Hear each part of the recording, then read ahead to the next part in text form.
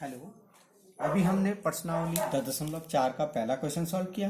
Question number 2 है, यदि एक वृत्त की दो समान जीवाएं वृत्त के अंदर प्रतिच्छेद करें तो सिद्ध कीजिए कि एक जीवा के खंड दूसरी जीवा के संगत खंडों के बराबर है। देखो ये एक वृत्त है, ठीक है, और इस वृत्त पर दो समान जीवाएं, देखो एक जीवा ए बी है और दूसरी जीवा है सी डी, ठीक है। और ये दोनों क्या है, अंदर प्रतिच्छेद कर रहे हैं, दोनों जीवा एक इधर कट रही है एक इधर, यानी कि यहाँ पर ए बी बराबर सी डी है और ये इस बिंदु पर कट रही हैं, ठीक है, पी बिंदु पर ये प्रतिच्छेद हो रही हैं। और जब ये प्रतिच्छेद हो रही तो यहाँ पर आपके देखो इसके खंड बन रहे हैं इन जीवाओं के, तो एक खंड इसका क्या बन रहा है, देखो इस जीवा का एपी, और एपी जो है यहाँ पर जो है सीपी के बराबर होगा, और दूसरा पीडी बराबर पी बी के बराबर, ये खंड हो गए, इनके संगत खंड हो गए। क्या, एपी बराबर सीपी, और दूसरा खंड हो रहा है ये वाली जीवा का एक खंड इस जीवा का एक खंड से बराबर, और दूसरा फिर इस जीवा का सीडी जीवा का ये वाला खंड पीडी एक खंड ये है एक टुकड़ा, तो ये दूसरी जीवा जो है यहाँ पे पीबी जो है दूसरी जीवा का ये खंड हुआ, तो ये आपस में बराबर होंगे, ठीक है। तो इस प्रकार से हम इस क्वेश्चन को सॉल्व करेंगे। यहाँ पर दिया है, जो दिया होता है वो लिख लेते हैं। क्या दिया है इसमें, दिया है वृत्त, ओ केंद्र वाला एक वृत्त, ओ केंद्र वाला एक वृत्त, जीवा ए बी बराबर सी डी, ये दोनों जीवाएं दे रखी हैं, दोनों का मान बराबर है पी बिंदु पर, और पी बिंदु पर प्रतिच्छेद करती है, ठीक है। अब सिद्ध करना है, इसमें सिद्ध करना है वो लिख देंगे हम। क्या सिद्ध करना है इसमें कि एपी बराबर, देखो एपी बराबर अभी मैंने बोला एपी बराबर सी पी, और दूसरा पी डी बराबर पी बी, पी और बी, या बीपी या बीपी या पीडी डीपी, ये दोनों सिद्ध करने हैं। यहाँ पे हम रचना करते हैं। रचना क्या करते हैं हम यहाँ पर रचना लिखेंगे, वृत्त के केंद्र से जीवा ओ पर, देखो जीवा पर ओ से हम ए बी पर एक लंब डाल देते हैं, ओ एम, यहाँ पे O M perpendicular A B, और दूसरा O N perpendicular C D, यानी कि लंब गिरा दिए हमने, एक लंब गिराया हमने वृत्त के केंद्र से ए बी पर ओ एम, और दूसरा सी डी रेखा जीवा पर हमने लंब गिराया है ओ एन, ठीक है। तो ये 90 डिग्री के कोण यहाँ पे बनते हैं, ठीक है, जैसे हम इनमें लंब गिराते हैं। तो यहाँ पे दो त्रिभुज बन जाते हैं आपके पास, एक त्रिभुज बन जाता है इसमें ओ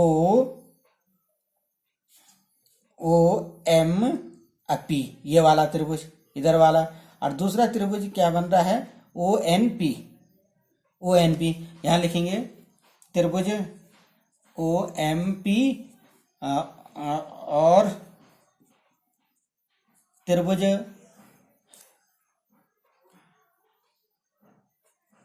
ओ एन पी समकोण, ये है समकोणिक त्रिभुज बनते हैं दोनों, क्योंकि ये 90 डिग्री है, यहाँ भी 90 डिग्री है, तो दोनों में एक कोण अगर 90 हो तो वो समकोण त्रिभुज होता है। तो अब लिखेंगे त्रिभुज ओ एम पी और त्रिभुज ओ एन पी में, ठीक है। तो इन दोनों में क्या हमको देखना है कि ओ एम और ओ एन, एक तो यहाँ पे ओ एम और दूसरे हैं ओ एन, ये दोनों बराबर होंगी जीवा, क्योंकि जीवा ए बी और सी डी को क्या करते हैं पर डाला गया लंब है, समान जीवाएं, क्योंकि ये समान जीवाएं, यानी कि जीवा ए बी बराबर दिया था सी डी। अब जब बराबर जीवाओं पर अगर डाले गए केंद्र से डाले गए लंब जो है समान होते हैं, एक तो ये आ जाएगा, और ओपी आप देखो ओपी बराबर ओपी, दोनों के लिए उभयनिष्ठ हो जाएगी, वो व्यनिष्ठ भुजा है ये दोनों त्रिभुजों के लिए। ठीक है, ये ओपी जो है इस त्रिभुज को भी बना रहे हैं, ओपी इस त्रिभुज को भी बना रही है दोनों को। ठीक है, तो यहां से दोनों त्रिभुज क्या है आर एच एस से, देखो ये कर्ण हो गई, ठीक, एक भुजा ये बराबर हो गई और एक समकोण हुआ। तो ये समकोण प्रमेय के आधार पर आर एच एस के आधार पर ये लिख सकते हैं हम त्रिभुज ओ एम पी सर्वाक्षम त्रिभुज ओ एन पी, क्या लिखेंगे आर एच एस कसौटी से। ठीक है, ये दोनों त्रिभुज सर्वाक्षम होंगे, यानी कि इनके आपस में संगत भाग बराबर हो जाते हैं। ठीक है, तो संगत भाग कौन से, एम पी बराबर होगा ये वाला भाग जो है एन पी के, यहां लिख सकते हैं हम एम पी बराबर एन पी। ये आपके पास एक समीकरण बन जाती है यहाँ पे कि एम पी और एन पी क्या होंगे यहाँ पे बराबर हो जाते हैं। ठीक है, ये आपके पास एक समीकरण बन जाती है। उसके बाद हम ओ एम जो है यहाँ पे है कि ओ एम परपेंडिकुलर है क्या ए बी पे, तो जब ये परपेंडिकुलर ए बी पर है तो अब आप ये देखेंगे कि ए एम और बी एम, देखो ए से एम तक की दूरी और एम से बी तक की दूरी भी क्या हो जाएगी बराबर हो जाएगी। यहां लिख देंगे ए एम बराबर बी एम। ठीक है, ये यानी कि जीवा पर केंद्र से जीवा पर डाला गया लंब जीवा को समद्विभाजित करता है। ठीक है, ये इस थ्योरम के आधार पर यहाँ आ जाएगा। अब देखो यहाँ पर जो आपके पास ए एम की जो दूरी आएगी, यहाँ पे ए एम की जो दूरी है वो किसके बराबर आ जाएगा, ये होगी A P plus P M. देखो यहां से यहां तक की जो दूरी है वो क्या होगी, ये टोटल दूरी है। देखो ए एम को हम लिख सकते हैं A P plus P M, ये लिख सकते हैं हम इसको A P plus P M, हम इसको लिख सकते हैं। तो ए पी बराबर यहां पे आ जाएगा, ए पी का मान निकालेंगे, ए पी बराबर होएगा A M minus P M. यहां से हम ए पी का मान निकाल दें। ठीक है,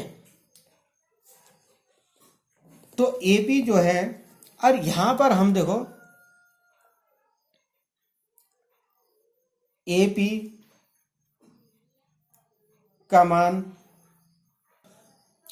यहां पर आप देखेंगे कि ए एम जो है वो बी एम के बराबर है, ए एम और बी एम जो है आपस में बराबर है। तो यहां इसको लिखता हूं मैं B M minus P M. ठीक है, और बी एम जो है ए बी का आधा है, इसको ना ए पी बराबर हम 1/2 ए बी, ये ए बी का आधा या पी एम लिख सकते हैं इसको हम। ये आपके पास क्या आ जाएगी समीकरण 2। यहां पर ए एम भी जो है कि 1/2 ए बी के हैं। देखो ये यहां से है, आधी ये है और आधी ये है। ठीक है, यहां से आता है, तो ये जो टोटल ए बी का आधा हो रहा है ए एम, तो हम यहाँ पे इस स्टेप की जगह ये भी लिख सकते थे। ठीक है, अब सेकंड स्टेप है, अब यहां पे देखेंगे कि ओ एन जो है, फिर ओ एन जो है परपेंडिकुलर है सी डी पे। ठीक है, तो जब ये परपेंडिकुलर होगा तो यहां पर सी एन बराबर होगा डी एन के, ये भी आ जाएगा। अब सी एन जो है वो किसके बराबर होगा, C P plus P N के बराबर हो जाएगा। ठीक है, ये आ जाएगा। तो यहां से अब हम सी पी बराबर क्या करेंगे, सी पी बराबर हो जाएगा C N minus P N, यहां पर भी आ जाएगा। ठीक है, या और सी एन जो है वो डी एन के बराबर होगा। और ये जो है देखो सी एन जो है आपस में डी एन के बराबर हो सकता है। तो सीपी का जो मान है वो आ जाएगा 1/2। इसको हम क्या लिख सकते हैं, सी एन को लिख सकते हैं हम 1/2 C D minus P N. क्यों लिखेंगे, अब देखो ये सी डी और ए बी आपस में क्या है, क्योंकि सी डी जो है एक जीवा है और दूसरी भी है ए बी, तो दोनों जीवाएं जब यहाँ पे बराबर है तो हम यहाँ पे लेकर सीपी बराबर क्या लिख सकते हैं, यहाँ पे सीपी बराबर लिख सकते हैं हम 1/2 A B minus P N. ये कंडीशन हम यहाँ ले सकते हैं। ये आपके पास तीसरी इक्वेशन आ जाएगी। समीकरण 3 और समीकरण 2 आप देखेंगे, इन दोनों इक्वेशनों में 2 और 3 से हम क्या करेंगे कि 2 में भी ये पी एम और ये भी आपके पास क्या है, बराबर है। ये आपके पास पी एन जो है वो पी एन को हम क्या लिख सकते हैं, इसको लिख सकते हैं एम लिख सकते हैं, इसको पी एम कर सकते हैं इसको, क्योंकि ये दोनों लम क्या हैं, बराबर है। बराबर जीव ये जीवा की जो ओ एम और ओ एन आपस में या पी एन ये दोनों क्या हैं, बराबर थे। ये हमने सिद्ध किया था कि दोनों भाग क्या है। हम ये यहां से समीकरण 1 से हमने क्या है एमपी और एनपी बराबर किए थे, तो इसको हम पी एन की जगह में हम क्या लिख सकते हैं, एमपी लिख सकते हैं या पीएम लिख सकते हैं। अब देखो इन दोनों के दाएं पक्ष हैं समीकरण 1, देखो समीकरण 1 और 2 से ना 3, 2 और 3 से हो जाएगा कि इनके दाएं पक्ष बराबर हैं, दोनों के बराबर हैं, तो एपी बराबर हो जाएगा यहाँ पे सीपी। एपी बराबर हम लिख सकते हैं सीपी, एपी का मान सीपी, जो कि हमारे पास पहला ये पार्ट सिद्ध हो जाता है। पहला जो पार्ट है ये सिद्ध हो जाता है, ठीक है। और ये फर्स्ट पार्ट आया। अब दूसरा है, अब हमारे पास है कि ए बी बराबर सी डी है, क्योंकि हम जानते हैं कि ए बी बराबर सी डी है। तो यहां से हम क्या है, ए बी को क्या लिख सकते हैं, ए बी को लिख सकते हैं हम A P plus P B.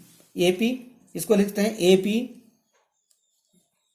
देखो A B plus C D, A B plus C D है ना, तो इसको हम लिख सकते हैं क्या लिख सकते हैं, इसको लिख सकते हैं हम चित्र के माध्यम से।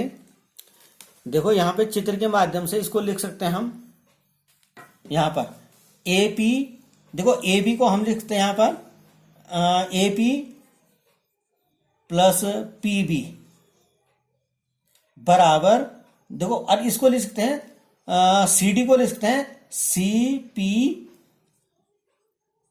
प्लस पी डी, ये हम यहां पे लिख सकते हैं, ठीक है, चित्र के माध्यम से। अब दोनों में क्या है, एपी और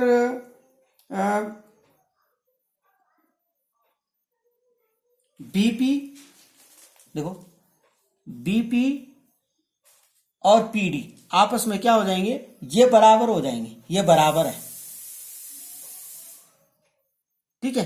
तो इस प्रकार से एपी ये दोनों बराबर हैं, नहीं सॉरी, यहां पे आप क्या लिखेंगे कि एपी जो है, अभी हमने एपी जो है सीपी के बराबर लिखा, क्योंकि ये, तो ये इसको लिखेंगे, इसको हम क्या लिखते हैं सीपी, ये दोनों ये कटेंगे आपस में, ये दोनों कट जाएंगे, ये और ये आपस में क्या है, बराबर है, अभी हमने सिद्ध किया था। तो यहां लिख सकते हैं पीबी बराबर पीडी, ये आपके पास क्या आ जाएगा, सिद्ध। दूसरा पार्ट हमने क्या है, यही सिद्ध करना था। दूसरा पार्ट आप देख रहे होंगे यहाँ पे कि पीडी बराबर पीबी, तो आपस में ये आ जाएगा, तो इस प्रकार से दोनों पार्ट इसके सिद्ध हो जाएंगे। तो ये हो गया हैंस प्रूव्ड,